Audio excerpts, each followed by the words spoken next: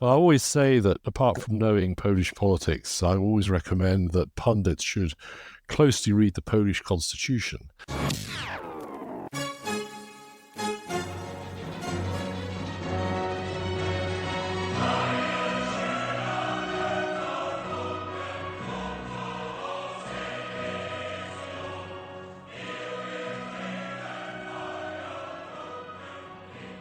On October 15, Poles were called to the polls, no pun intended.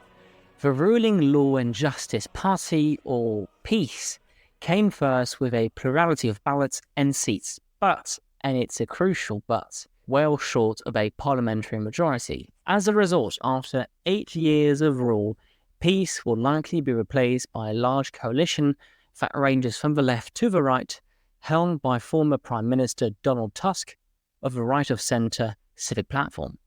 Hi, it's François from the Common Decency podcast. It's so good to be back. Today, Jorge and I will cover the aftermath of the Polish elections and its implications on the rest of Europe. Are Poland's positions on Ukraine and NATO immutable? Is the country about to mend fences with the EU? And potentially, along the way, unfreeze €100 billion in post-COVID recovery funds, currently withheld by Brussels over concerns on democratic backsliding. More importantly, will Donald Tusk's agenda be undermined by holdouts from the previous government across the civil service and state-controlled corporations? To unpack the meaning of Poland's result, we are honoured to have the consultant and veteran commentator of all things Polish, Marek Matrazek, back with us this week, along with Warsaw-based Belgian historian David Engels. As always, please rate and review Uncommon Decency on whatever platform you use, and send us your comments or questions either on Twitter at undecencypod or by email at undecencypod@gmail.com. And please consider supporting the show through Patreon to get access to a full episode where we talk more about the future of EU-Polish relations. I also wanted to take a moment to apologise for our belated start to the season. Jorge, Julian, and myself, we've all been dealing with personal and professional challenges. We just wanted to take time to make sure we didn't come back burnt out for a new season. But don't worry, we will flesh out what we have in store very soon, so please stay tuned. Now, on to the show.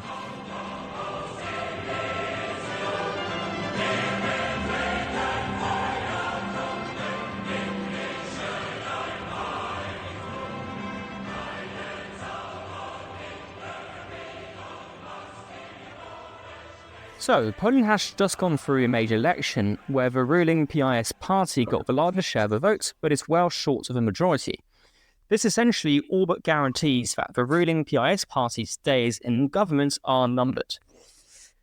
Marek, maybe, can you walk us through in a few words what are the next steps before Poland gets a new government? And could the president slow the transition towards having a new prime minister?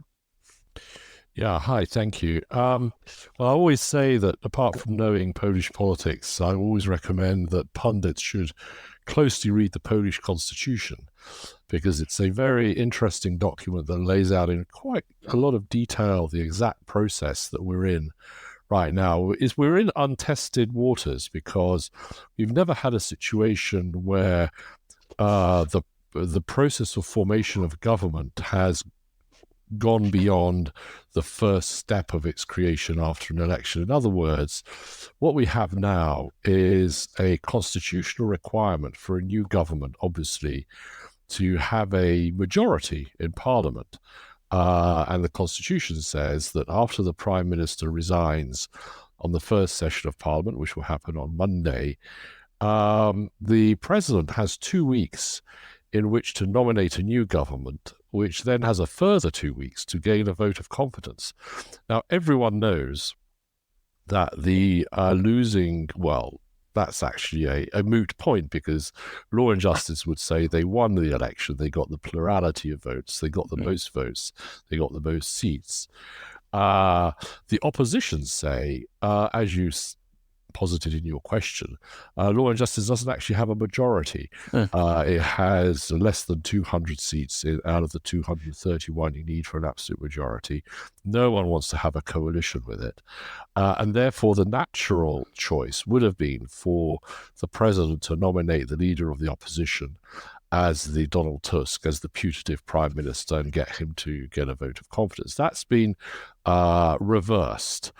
And Andrzej Duda, the Polish president, has decided that in the first constitutional attempt, he will actually nominate or actually appoint Mr. Morawiecki, the current prime minister, as the new prime minister, and will say to him, you have 2 weeks in which to gain a vote of confidence. That won't happen, of course, but all it does, it delays the next stage, which is in the constitution, which is Parliament has a chance to nominate a prime minister and gain an absolute majority for that candidate.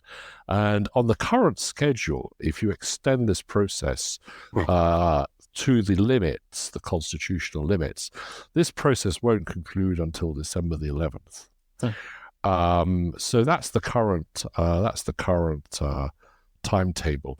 The question is whether after this initial reversal by the president of the natural order of nominating a prime minister, whether that he will want to slow down the transition. I suspect not. He will have made his gesture towards his Law and Justice Party allies, and I don't think, because he recognizes that he still has 18 months of cohabitation with the new government when it finally does arise, he wants to have a working cohabitation, especially in the area of defense and security. So he won't want to spoil the party too much, but he's doing enough to show that he is a party loyalist and that he is working, is at least giving Law and Justice the opportunity to try and form a government, which won't happen. But it allows him to present himself as someone who was loyal to the party right to the end, and avoid any accusations that he actually prevented a possible Law and Justice government being established. So there's a lot of things going on here, but that's broadly the scenario for the next few weeks.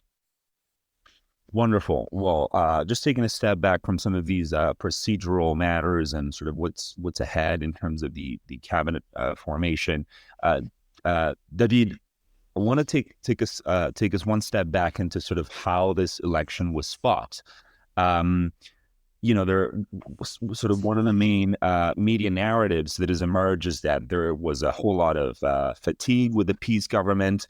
But I think one of the issues we run into when we're talking about these national conservative governments in Central Europe is that the conversation gets refracted through a European prism, and so the news that arrives to us in Europe tends to have a sort of a tinge of EU coloration. And so for instance, in this election, in Western Europe heard a lot about, democratic backsliding in Poland, the independence of the judiciary. But I'd like for you to explain to us, you've been in Poland for a long while, what issues, what cleavages was this election really fought about? What were some of the main dividing lines between the government and the opposition in terms of the things they were debating? Yeah, thank you very much first for the invitation to speak on your channel. Indeed, has been now 5 years. I'm here in Poland and observing Polish politics. Now I'm still feel very much as a newcomer, as some form of tourist. But perhaps that gives me also an outside vision on the event. So obviously there were of course a lot of inner issues of inner politics. I mean, we had of course the debate on the tightening of the abortion law that created a lot of trouble, especially of course with the female voters. We had in the last second also the alleged visa scandal that has still not yet been resolved, but that suggested somehow that government authorities had sold enormous numbers of working visas to migrants from Africa. So we had the issue with the wall or the fence towards Belarus that didn't seem as let's say tight as it was as they pretended. So there were a lot of inner issues, and of course there is always some form of fatigue. I mean, we live in democratic societies, and it is only logical that after some years in power, while the initial impetus slows down, structures start to establish themselves. There's some form, of course, also of arrogance of power to which every political party sooner or later, of course, becomes prone. So, of course, all that can explain to a certain extent what happened. But I think it is not the principal explanation. The principal explanation, I think, is situated on the cultural level. We, for many decades, we heard always this saying, it's the economy stupid. But I think it is the culture stupid to a certain degree. And that is something which peace unfortunately missed during these 8 years. During these 8 years, they did not succeed in making this specific branch of conservatism attractive enough to people within Poland and without and outside. When we start with the outside, we see that Hungary, for example, made enormous efforts in order to bring intellectuals to Budapest, to create English-speaking and other languages, media, to translate important speeches, to try to influence also the public opinion outside of Hungary. Unfortunately, in Poland, there have only been very small initiatives, and they came also quite late. So they have not really managed to create a positive image of Polish conservatism outside of Poland. And the same is valid, unfortunately, for inside Poland. During these 8 years, peace has not succeeded in creating a, let's say, large-scale, proper conservative medium. They only relied on their shares of power within TVP and similar medias.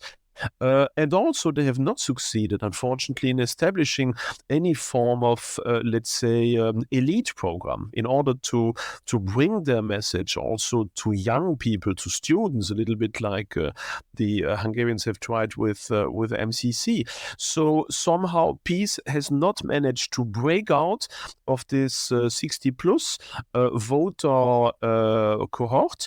They have not managed to show that conservatism is not about old-fashioned values, but rather that the fight between conservatism on the one hand and progressivism on the other hand is a fight that is there in human history for thousands of years, and that will be there in the future, that we have two fundamental archetypes, and that it is not about being outmoded, but being about a certain choice of life. And this specific brand of conservatism, trying to explain that whatever your age, you belong either to one or the other school, peace has not managed really to do that. And I think that explains, of course, to a certain extent, why after these 8 years, the people have preferred a certain return to the normality, in brackets, of doing the same like most of the other Western European countries, even more so as, and you already alluded to that, the media pressure, the political pressure from Brussels, but also from Berlin, has been enormous for all these years. So there has been a constant bombarding with negative media images that have been taken over, of course, by Polish media and vice versa, with sanctions, with alleged scandals, which in the end, I think, had the better of the Polish population and explained why, in the end, votes have turned out as they have turned out by now. And I think there is an important lesson for all conservative parties in the future to insist even more than before, not only on institutional or economic factors, but in making conservatism attractive and showing its value even outside of time and space. So, Marek, I wanted to hear you on this, but also related to this question, could it also be that there is a larger decline in conservative values independently of what the peace has been doing in office? You know, we're seeing stories about the decline of the Catholic Church, which used to be perhaps the most important institution in Polish history, all of a sudden being challenged for its role in the sex scandals, but more importantly also its relationship to power. Is there kind of a larger decline in conservative institutions and values which led up to the decline of the Peace Party? Well, I think we need to put this defeat in perspective, because if you look at the raw numbers of voters, because we had a very, very big turnout. We had a turnout of almost 75%, which is a historical high in Poland. It's extraordinarily high in Europe. But if you look at the absolute numbers of voters, Law and Justice, by and large, held on to its vote from 2019 and especially 2015. I don't have the exact numbers with me, but they got about 300,000 or 400,000 votes less than they did in 2019. And we're talking about the difference between about 6.7 and 7.1 million. I mean, what you had in this election was two things really happened. On the one hand, that those lost 500,000 votes. And I think you can actually identify 2 or 3 issues, not just during the campaign, which were obviously not to the Law and Justice's benefit, but they were sort of transitional campaign scandals, as you like, but more historical decisions over the last 2 years. I would point to 2. One is, and this is a difficult thing for a conservative to say, but it was the decision by the Law and Justice leadership to engineer through the Constitutional Tribunal about two and a half years ago a total ban on abortion, breaking the what was a working compromise that had existed for the last 2 or 3 decades over abortion rights, which were already restrictive in any case in the European context. And that lost a substantial part of, lost a fair amount of the youth vote and women's vote. And secondly, actually something that could have easily been avoided, and I think had it been avoided, Law and Justice possibly could have won the election. And this was the decision by the president in the spring of this year to send to the Constitutional Tribunal, in other words, not to sign immediately a compromise law that had gone through Parliament, gone through the Senate with the support of the government and the leadership of the Law and Justice Party on a compromise solution on judicial reform, which had been negotiated with Ursula von der Leyen in Brussels, and which would have opened up, to a certain extent, the flow of EU funds, which have been frozen for a very long time because of the purported rule of law transgressions of the previous government, and which would have actually taken away from Donald Tusk and the opposition the accusation that Poland, under Law and Justice, was being isolated in Europe. There was a Polexit planned, that the policies of the government were blocking EU funding. And this was a very, very strong campaign theme for Donald Tusk. Had the president simply signed off on the law, and I won't go into the arcane nuances as to why he didn't, that law would have passed and Law and Justice could have run the campaign, much like on a Viktor Orban message, which was like, we were tough, we were resolute, but in the end, the EU came to the party, gave us our money, and we're moving ahead. Those two things, I think, explain the loss of this 500,000 voters, which, given the peculiarities of the Polish electoral system, translated into the failure to gain an absolute majority. I have to say also, I did mention Viktor Orban.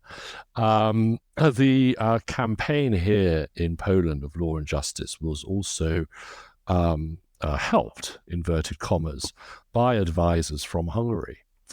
Viktor Orban asked his election campaign specialists to come and advise Jarosław Kaczynski, and they did.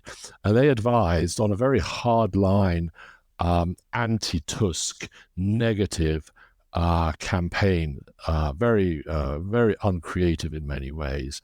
The idea was this was designed to mobilize the core vote of Law and Justice. What actually happened was that the vote of the opposition was pumped up. It just mobilized many voters who were perhaps a little ambivalent about voting to come out and vote, especially for the third way coalition, which is sort of, a Law and Justice light party. It's sort of a combination of classical liberals combined with rural peasants. And they garnered up some of the voters who had been disaffected from Donald Tusk, but who were not able to bring themselves to vote for law and justice. So those are the sort of the basic reasons why what happened. So let's take a moment to take stock of 8 years of peace rule. What will be its legacy when people look back over that period of time, and what will be some sore spots going forward? Starting with David. Yeah, well, I think that there are many individual points on which peace has really have a lot of successes. I mean, during these 8 years, the economy has been faring extremely well, even during the COVID depression. So, in comparison with all the other, especially Western European countries, the Polish economy is going extremely well. Then, of course, there is the legacy of the Ukrainian war, with the taking over again of a leading position in European foreign policies, and the resolute wish to counteract the Russian aggression. I think peace has really shown an extraordinary European leadership during that moment that will certainly be remembered. So that is also very clear. Also, we shouldn't forget that thanks to the 500 and 800 zloty plus program per child, there has been at least an endeavor somehow to ease many of the burdens on parents, and to curb to a certain extent the natality and nativity, even though unfortunately we have seen during these last years that natality is falling down worse than at every other moment. But in the end, and I go back to my initial point, it is a very difficult fight, because what we see now is really the fight between two visions of the world, between two ideologies. On the one hand, we have what we can certainly term as the vision of people anchored somewhere. And then, of course, the vision of people answered or anchored anywhere. It is really a fight between conservatism and progressivism, between transcendentalism and materialism to a certain extent. And unfortunately, the pressure from outside is enormous. I mean, I'm teaching at diverse universities throughout Europe, also comprising Poland. And I can say that the main influence that is acted upon young people doesn't come anymore from state TV, from journals, from official declarations or whatever, but it seeps through the smartphone. So there is a progress of cultural shift, of cultural transformation for the worse, I would say, that is extremely strong, and it is very difficult for a party that is on the conservative side to counteract this. And so I would say that, coming back to this question of the legacy of these 8 years, I would say that peace has fought honorably during these 8 years, that they have managed to stop, to a certain extent, much of the advances of what Pope John Paul II has once called the culture of death. So for 8 years, this has to a certain degree been stopped. But a real holdback, a real pushback has not been effected, unfortunately. And I think that is, of course, something that is very, very difficult for any democratic institution, because in the European media, especially in Germany, of course, we have heard for so many years that Poland had become a clerical fascist dictatorship, or whatever they found as words.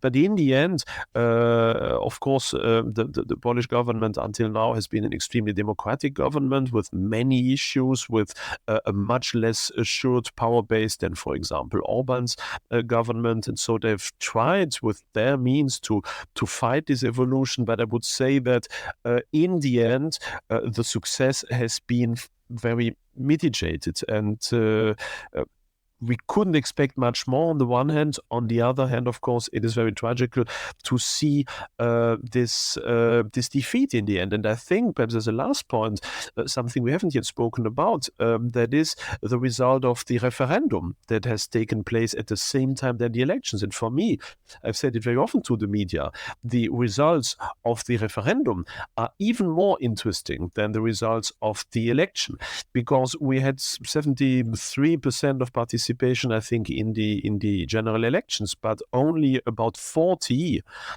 in the referendum. And this referendum was on crucial questions. Essentially, of course, the question of are you in favor or against mass migration?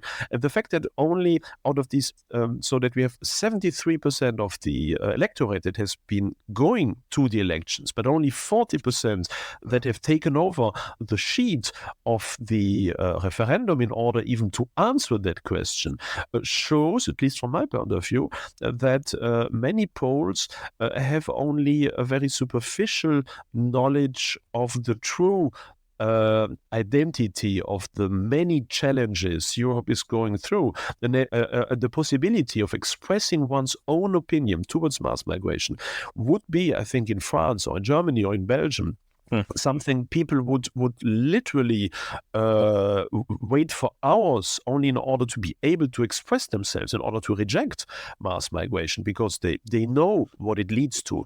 But in Poland, obviously, this seems to be so far, this seems to be so unimaginable. It seems also for many to be just government propaganda, that in the end, the, let's say, more petty discomfort with peace and this idea that, yes, well, perhaps we need to switch government because we don't like their faces anymore.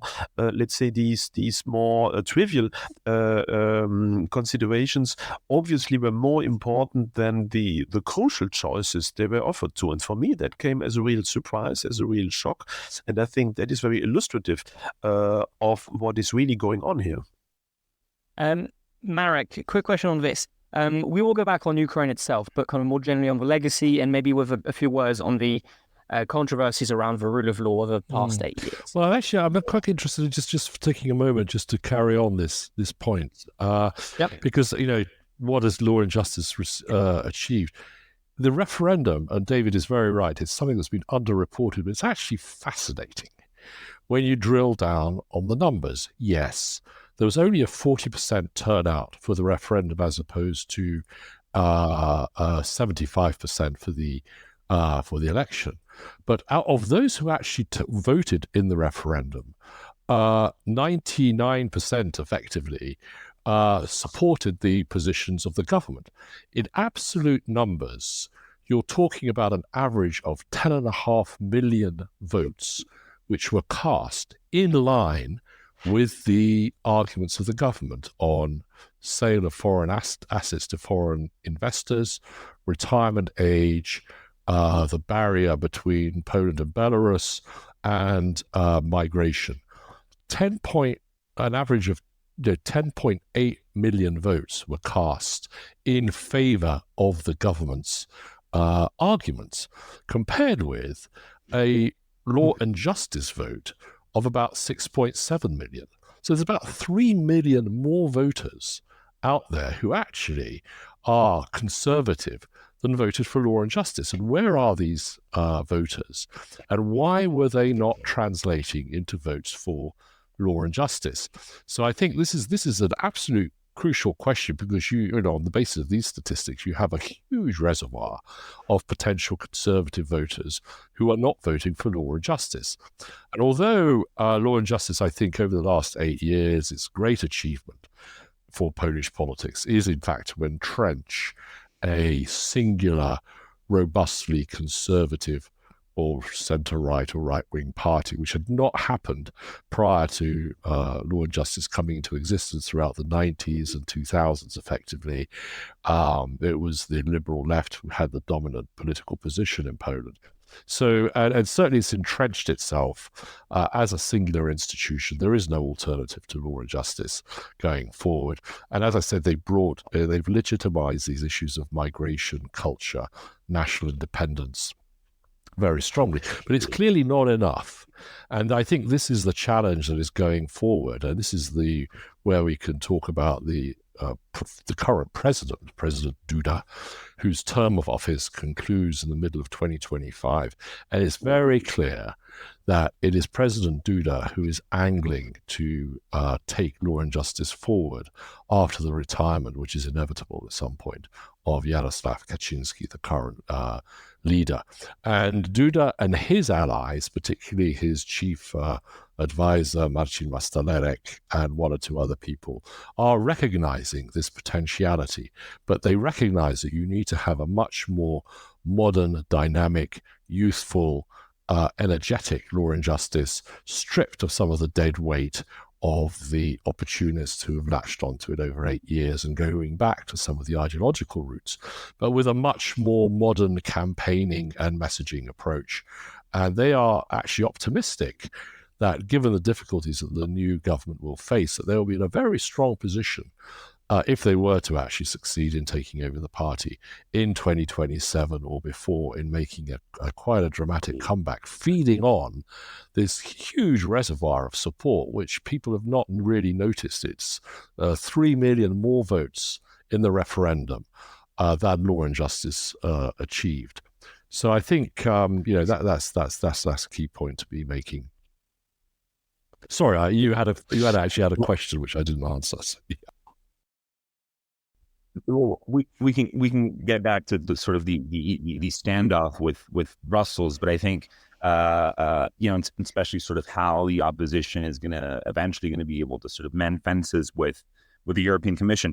But I want to speaking of the legacy of peace, one of the opposition's sort of campaign themes was also that the government had stacked the deck against the future opposition of any kind of opposition that would potentially emerge after it.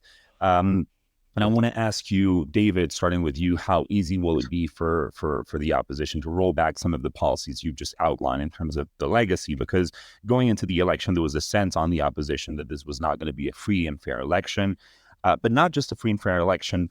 It wasn't going to be free and fair the day after the election, right? There was the OSCE report speaking of undue influence over the use of state resources and the public media by peace.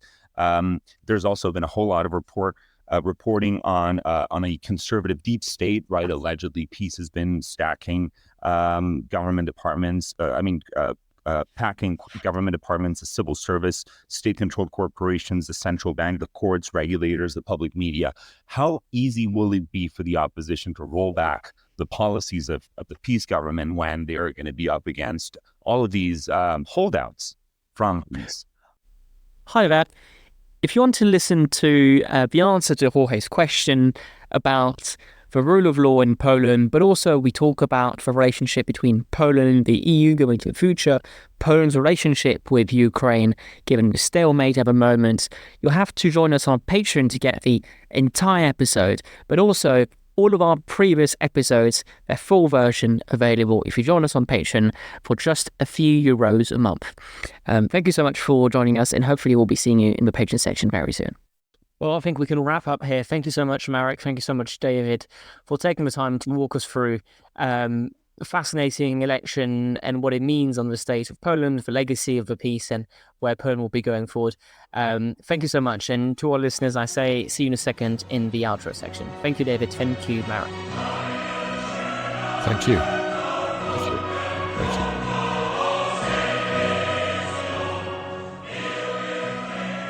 Marek and David are out for what was a really interesting conversation on, we call the episode New Poland, but how does this change Poland after 8 years of a peace government, which was so central in Polish political life, and now you get this new coalition to take over. Jorge, what do you think? What did you make of this episode? Yes, well, we were just discussing, offline. I think the speaker mix was particularly complementary in this occasion. We've had Marek Matrazek in the past. He's a very clear mind. He's someone who comes from sort of a conservative sensibility. He's an Oxbridge graduate. He spent a lot of time during communism working to transmit the sort of conservative thought, and particularly the thought of Roger Scruton into Central Europe. He was a sort of a conservative activist in the underground. But after having worked in the opposition as an activist, he became, he sort of went into the private sector, and he's been working as a very, very successful consultant for years now. Yeah. And I think, as you said, he's someone who is he's someone who's able to sort of think against himself and to think very clearly in a very sort of cool-headed manner about what's at stake, even though I think in his sort of political priors, this result in Poland was very much a negative one. And on the other side, I think David is also a very interesting speaker. I've had the chance to come across David in several conferences and other occasions. He's more of a culture warrior. He's a very, very notorious intellectual on the right. He's very prolific. He's written a lot of very successful books. He speaks many different languages. He tours Europe the entire time, effectively. So they were two very different speakers who had very different views on the matter. I think that really enriched the episode.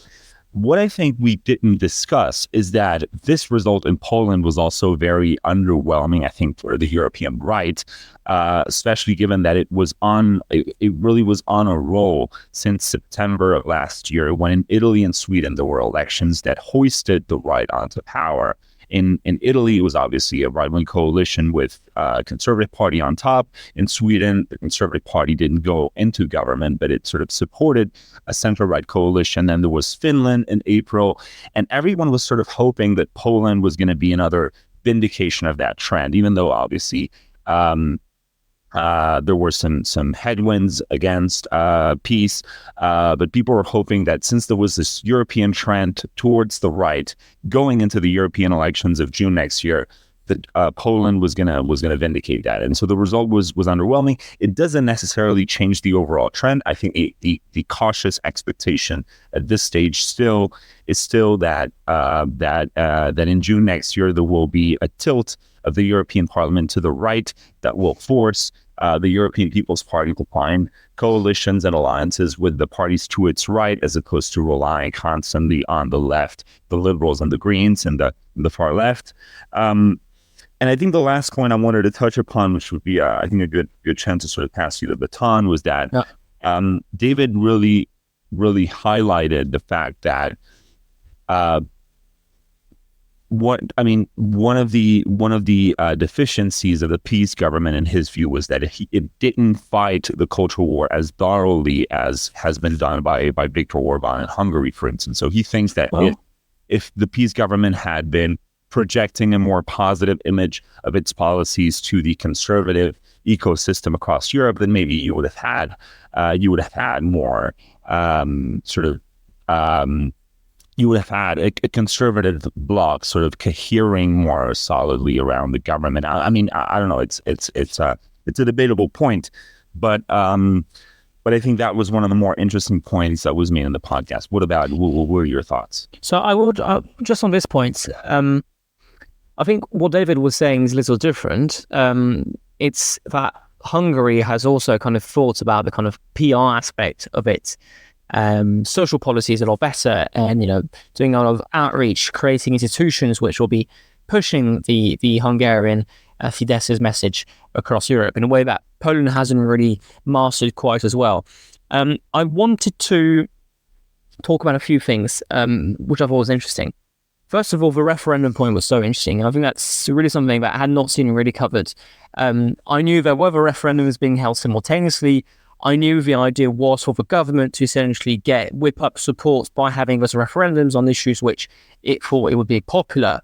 And I also knew the opposition called for a boycott of referendums because then it wouldn't reach the 50% threshold necessary for a referendum to have any impact.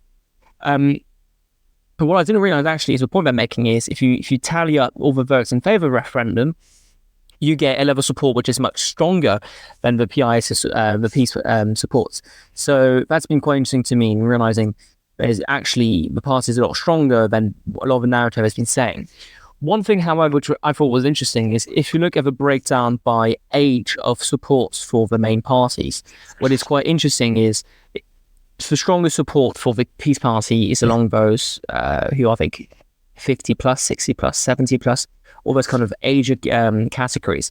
Among younger voters, you get stronger support for a specific platform, but also stronger support for the far-right party Confederacja, for left-wing parties. So essentially what you're seeing is among younger voters, the Peace is kind of very much an old-school party, which doesn't seem to represent their interests.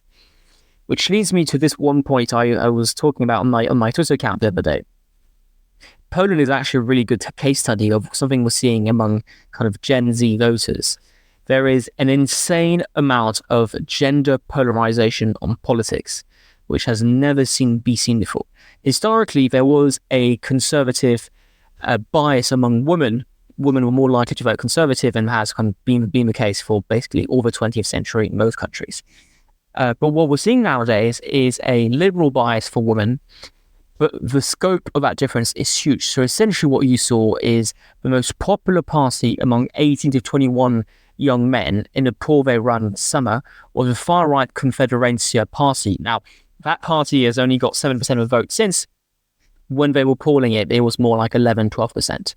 But essentially, 4 times as many young men were supporting a far-right party than their counterparts, women, were at the same time. And women were 3 times more likely to vote for a left-wing party. And this is a trend you see in America, this is a trend you see, maybe not so much in the UK, but in France, for example, where increasingly, not just on politics, but on issues like feminism, for example, you get a pretty stark divide along gender lines. And that's going to be really interesting. It's going to make our lives very complicated as well, because, stuff like dating, for example, people increasingly become much more tribal in who they date and who they don't date, who they see and who they don't see.